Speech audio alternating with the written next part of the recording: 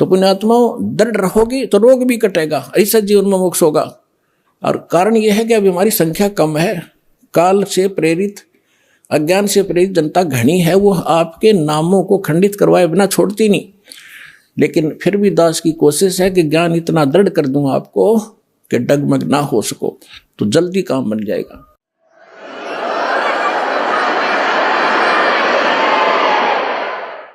कहते हैं अब जैसे प्रसंग चला था, जैसे कान बंद करके धुन सुनते हैं, धुन कि हमें धुन सुनती है और धुन। अब नाम तो तुम जाप क्या करते हो और धुन सुनने का दावा करते हो हमने सतलोक वाली सुनगी।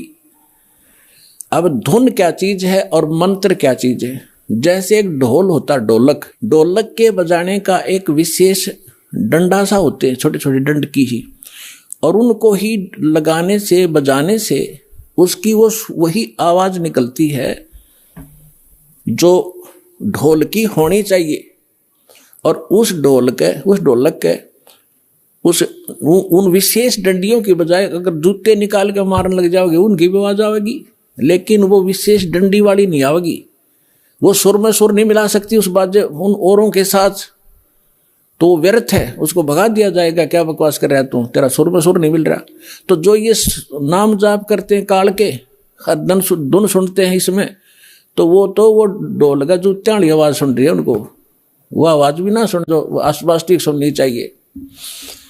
तो इस सत्य नाम के जाप से जो आपको यहाँ धुन सुनेगी, लेकिन इस धुन को सुनकर हम करेंगे क्या? हमने तो वहां जाना जहां से धुन आ रही है, ये धुन न चाटेंगे हम, कोई बात है? हम तो वहां जाएंगे जहां से धुन यहाँ आ रही है, वहां पहुंचेंगे, तब जाकर बात बनेगी। अब जैसे ये संसारिक लोग ढोल ढाल बजाते हैं, कब? जब विवाह होता है। अब हम गांव के बाहर बैठ कर ढोल सुने जाकर, ढोल सुने भाई, तो क्या वहां लड्डू जलेबी मिल जाएंगी? लड्डू जलेबी तो वहां मिलेगी जहां वो ढोल बज रहा है, वहां जाना पड़ेगा। तो इस प्रकार हमने सतलोक जाना पड़ेगा, वहां सब सुख प्राप्त होंगे। इस धुन से कोई लाभ नहीं, बजो सुनो ना सुनो, आपको जो मंत्र दे दिया इसे अपने आप वो बज रही है, अपने आप सुर खुलते चले जाएंगे। इसमें असंख्य धुनें हो रही हैं शरीर के अंदर, वो धुन न्यारी है इनसे। कोई है रे परले पार का जो भेद कहे झनकार का, गरीबदास जी कह रहे हैं कोई है उस परले पार का, यहां मुझे बताओ, और वो धुन का भेद बताओ जो धुन वहां है परले पार यानी सतलोक में। ये नकली धुनें हैं, यहां पर जो तुम सुन रहे हो ये धुन वो नहीं है। गरीबदास जी क्या कहते हैं? कोई है रे परले पार का जो भेद कहे झनकार का, कोई है रे परले पार का। परले पार यानी सतलोक में कोई गया हुआ वापस आया हुआ हो तो बताओ मुझे। ये खुद होकर आए थे, उस धुन को सुनकर आए थे, कानों से सुनकर आए थे।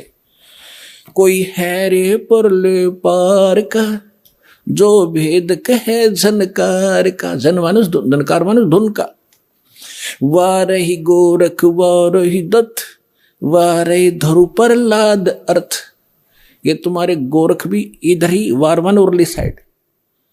वारही गोरख वारही दत्त, दत्त मान दत्तात्रेय जी, और ध्रुव और प्रहलाद ये सभी इधर ही हैं, काल के ही जाल में हैं। वारही गोरख वारही दत्त वारही ध्रुव प्रहलाद अर्थ, वारही सुखदेव वारही व्यास वारही पाराशर प्रकाश, वारही दुर्वासा दरवेश वारही नारद सारद शेष, वारही भर्तरी गोपी चंद वारही सनक सनंदन बंद, वारही ब्रह्मा वारही इंद्र वारही संस कला गोविंद, वारही शिव शंकर जो संभ वारही धर्मराय अर्भ आरंभ, वारही धर्मराय धर धीर परम धाम पहुँचे हे कबीर। रग यजुषाम अथर वेद परम धाम नीलय हा भेद, अलल पंख अगाध भेव जैसे कुंजी सुरती से, वार पार थे हाना था गरीबदास निर्गुण निगाह। अब क्या बताते हैं आदरणीय गरीबदास साहिब जी, परमात्मा से परिचित होकर सतलोक में वो धुन सुनकर वापस आए तो वो कह रहे हैं, कोई है रे परले पार का जो भेद कह उस जनकार का, वार ही गोरख, वार ही माने उरले तरफ, वार ही गोरख, वार ही दत्तात्रेय, और वार ही ध्रुव प्रहलाद, वार ही सुखदेव, वार ही व्यास, और वार ही पाराशर प्रकाश। पाराशर प्रकाश माने जो पाराशर जी ने एक पुराण लिखी है उसको पाराशर का ज्ञान बताते। यानी इन पुराणों के और वेदों के सबके राइटर हैं कौन? व्यास जी। और ये ज्ञान व्यास जी का अपने सत्र का वो तो पुराणों में है। वेद ज्ञान और गीता ज्ञान जो है ये वेद व्यास के सत्र का नहीं है। वेद व्यास जी के अंदर एक ऐसी एक गुण दृष्टि दे दी जाती है, दिव्य दृष्टि, जो भी हम वचन शब्द बोलते हैं ये कभी नाश नहीं होता, ये ब्रह्मांड में घूमता रहता है, पूरे के पूरे सेंटेंस घूमते रहते हैं। अब भाषाएं बदलती रहती हैं जिस कारण से वो आज ऋषि नहीं समझ पाते। तो परमात्मा एक ऐसा गुण देता है अपने ज्ञान को लिपिबद्ध कराने के लिए, जो वेद व्यास में दिया था। और उन्होंने वेदों को जो भी जैसा था एज इट इज लिख दिया, उसमें अपना कुछ भी नहीं मिलाया। फिर उससे हट करके पुराण भी उन्होंने जिसने जैसा बोला था, गीता ज्ञान जो श्री कृष्ण के अंदर से काल जो बोल रहा था उसको व्यास जी नहीं पहचान सके।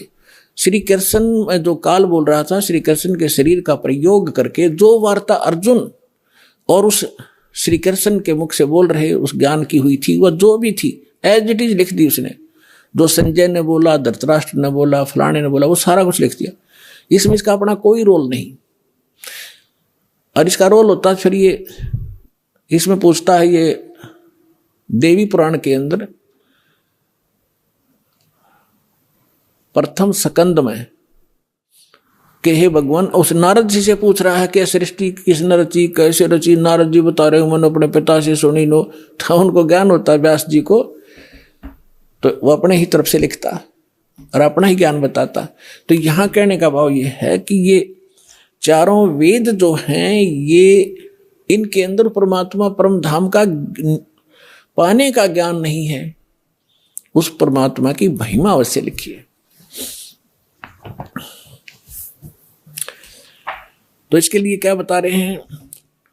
धर्मराज दरबार में देई कबीर तलाक, मेरे भूले चूके हंस को तू पकड़िए मत जाके। आदरणीय गरीबदास साहिब जी 10 वर्ष के बालक थे, अपने ही खेतों में अपने ही गऊओं को चरा रहे थे। उसके साथ और भी बहुत से उनके कुछ नौकर, क्योंकि गरीबदास जी के जो पिताजी थे बहुत बड़े किसान थे, लगभग 1300-1400 एकड़ जमीन थी। वो अपने ही खेतों में लगभग 100-150 गऊओं को चरा रहे थे। और भी गांव के कुछ निर्धन व्यक्ति अपने गऊओं को भी उन्हीं के खेतों में हरी चराया करते थे, वो वहां पाली गवाले थे।